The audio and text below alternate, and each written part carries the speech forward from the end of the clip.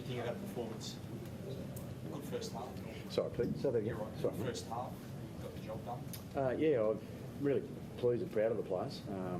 We've sort of been through a bit over the last couple of months, and over the last couple of weeks, I've really seen the players in some way lean into what we're trying to achieve together at a really high level.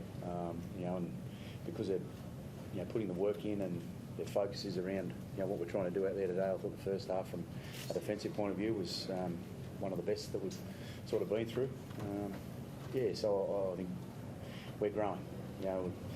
And obviously we're playing teams that are fairly high up on the ladder at the moment. So we've got to make sure that we're at our best all the time, and I think the players have been able to do that.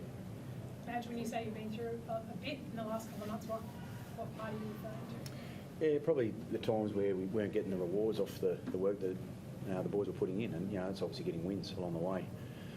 We had a lean month there where the players, they got together and really built a lot more belief, I suppose, around the things that we were doing, and that's a real credit to my leaders in what they've done. And when they're prepared to do that, you get some rewards, and I think we've been able to do a little bit of that over the last couple of games. We just got to keep working. It's 3 wins in a row now. When you look back at some of the scrutiny that the team was under, do you credit the leaders for bringing everyone together? Because it can derail things when the pressure cooker goes up.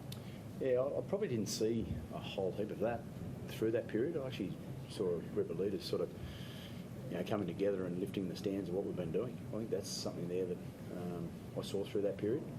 And when you do that, you get some rewards, and you can sort of see a little bit of that at the moment. But the one thing about the group is that they know that there's a lot more in them. So they'll stay at it and keep working hard together and creating the opportunities. You mentioned that you're on some heroes too. Karapani was great. Chiwasaki in the centres. He's been outstanding this year. How proud are you of those two guys there? Yeah, they've been doing really well. Like young Josiah, he's come in there and he's leaving for the ball. He's coming up with some big plays. So, but it's a credit to sort of what the group's been doing is they've all been working hard. So when the opportunity comes, someone like Josiah is taking it. What about Reece Walsh? He's palmer out for Origin 3 match. Would you consider him for Origin 3? Do you think he's ready? Oh, look, I think Reece is ready. I said that through the week. It's whether or not they decide to go that way. I actually think Reece's footy's getting better.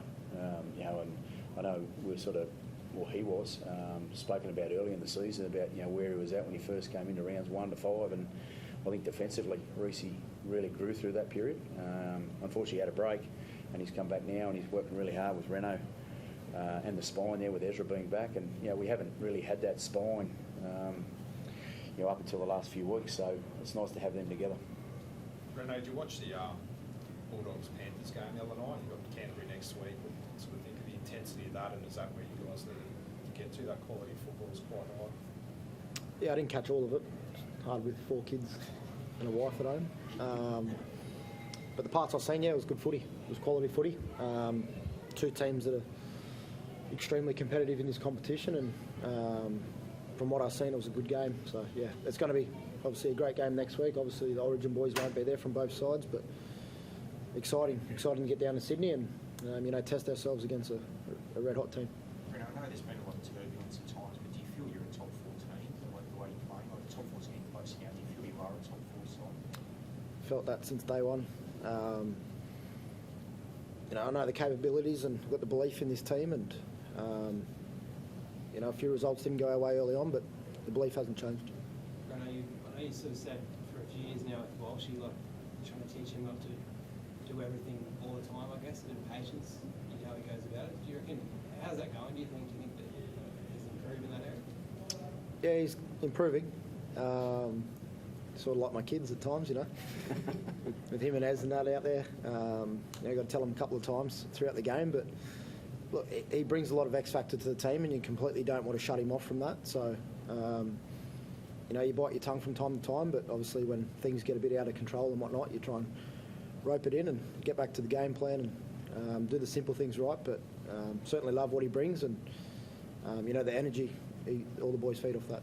Like, he wants to play next Wednesday. They're obviously going to go hard at him. Like, is he going to be ready for that? You think? I'm the Blue next Wednesday, so I'd love to see him in that arena. He belongs in that arena. it certainly would give the Blues a few headaches, things to think about. But like I said, I'm a Blue Wednesday. Madge, Ben Hunt says he's hopefully ready to go next week. Can you talk us through how you navigate getting him back into the 17? He's sort of managing that today. He had a fairly decent run, so I'm looking forward to having him being able to be selected. I guess I'll keep those things pretty close to myself. I don't know about how I'll go about that because I've got two players in Billy, Bakesy and the halves. They're all playing good footy, so I'll talk to my senior players and we'll manage that over the next little period. But for Hunty, he's just got to get himself right. I mean, it's sort of probably gone a little bit longer than we expected, just with what he's had to deal with. So he's not 100% this week. It'd be nice to have him available, so we're working really hard towards that. When that comes about, then I'll make some decisions.